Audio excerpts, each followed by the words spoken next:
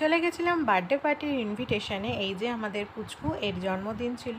খুব সুন্দর করে সাজানো হয়েছিল, কিন্তু ও তো কেঁদেই অস্থির। এত লোক দেখে না ঘাবড়ে গেছে। দেখিয়ে দিই ভালো করে, এই যে পুচকু, এর জন্মদিন ছিল। তো আমরা খেতে বসে পড়েছি। খাবারের প্রথমে প্লেটে চলে আসে নুন লেবু, তারপর সাদা ভাত, তার সাথে ঘন ঘন মুগ ডাল। মুগ ডালটা মাছের মাথা দিয়ে করা হয়েছিল। এরপর চলে আসে সর্ষে পোস্ত দিয়ে পটল ভাপা, যেটা আমার খেতে এক কথায় খুব ভালো লেগেছে। আর ভাতের সঙ্গে মেখে খেতে তো আরোই ভালো লাগছে। এরপর চলে আসে কেক, যেটা কাটা হয়েছিল। আর কেকটা প্রথম প্লেটে দিলেই বেশি ভালো হতো, তবে যাই হোক।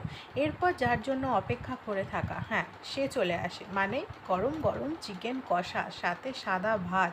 আর কি চাই! উফ, দেখে তো জিভে জল চলে আসছে। যাই হোক, জলটাকে এখন গিলে নিতে হবে। আর 2 পিসে পেট মন দুটোই ভরে না, তার জন্য আরও 2 পিস নিয়ে নেওয়া। এরপরে ছিল চাটনি, পাঁপড়, মিষ্টি, যেগুলো আমি খাইনি, তাই